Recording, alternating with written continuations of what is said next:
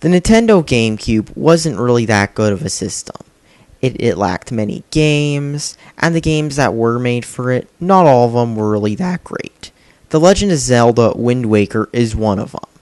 Made in 2003, after gaming started to change big time with many games coming out on other systems such as the PS2 and the PC and the Xbox original, this game just feels like it's boring and unfun to play, but it also gives you a dose of clunky controls, terrible graphics, and of course, every other problem you've come to expect from a Nintendo game.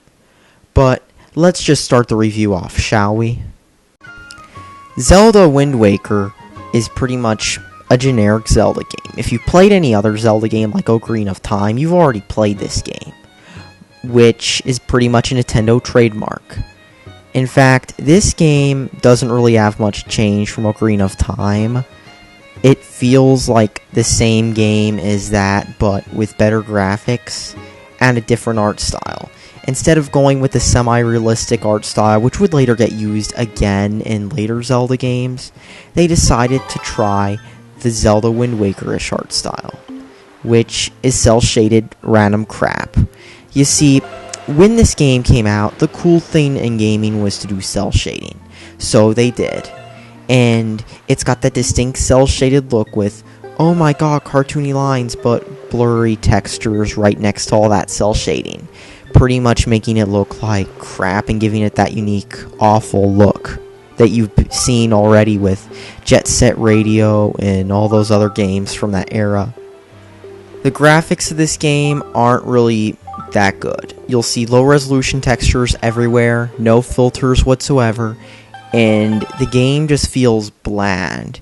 I mean, even if you ignore the cel shading, the try-hard cartoony aspect just feels kind of Now let's just get to the gameplay, shall we? And the story.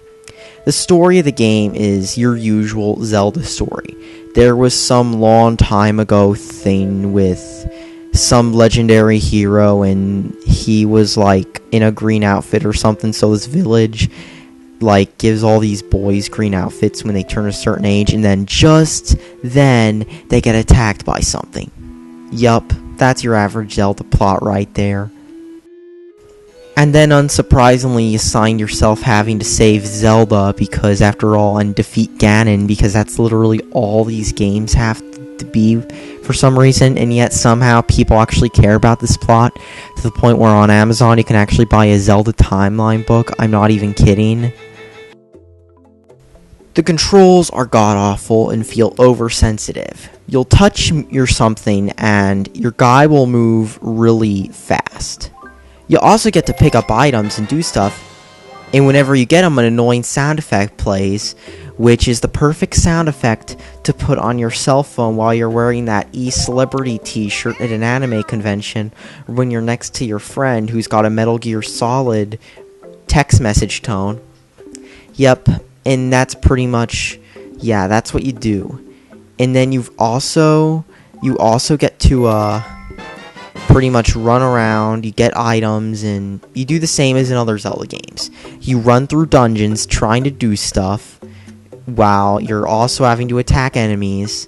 It's not really fun, it gets boring, especially because there's no real sense of direction on where you're supposed to go. Like they wanted this game to sell a bunch of game guides and make it go on game FAQs. You'll be struggling with the controls as you find out that the camera controls are inverted and there's no way to change it back.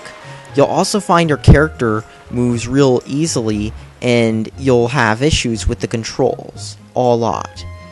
And it's also one of the old ones where you have to map the buttons to how that is on screen, and of course you've got the controls, and not only the controls, but the lock-on stuff returns. That's right, this is a 2003 game, but apparently these people have never discovered that game called Halo 1, which changed everything for controls. If you're wondering why I keep bringing up Halo 1, that's because that game helped make the dual stick control scheme big, and freed us from these clunky controls, because these controls are terrible. I mean, you'll have to suffer these controls just to play this game. And the plot of the game is the same as every other Zelda game. If you've played a Zelda game, you've played this game. The plot's the same, and the game just isn't that good. You know, you could save your money and just buy better games, especially considering this game goes for $40 used. $40. And there's also a Wii U re-release in HD coming out because apparently I think it's full price, I forget.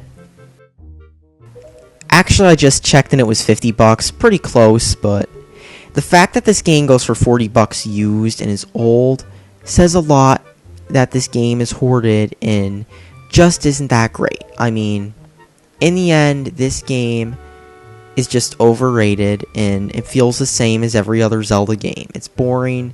You'll get bored of it real fast, and let's not forget the music is forgettable. The only thing you'll remember is that one got the item sound because of all the unfunny nerd humor jokes you'll find with it. In other words, save your money, don't buy this. And in the end, this game isn't going to save the 2013 version of the Atari Jaguar or 3DO. Thanks for watching and subscribe for more. And please, don't buy this boring game. It's a waste of your time.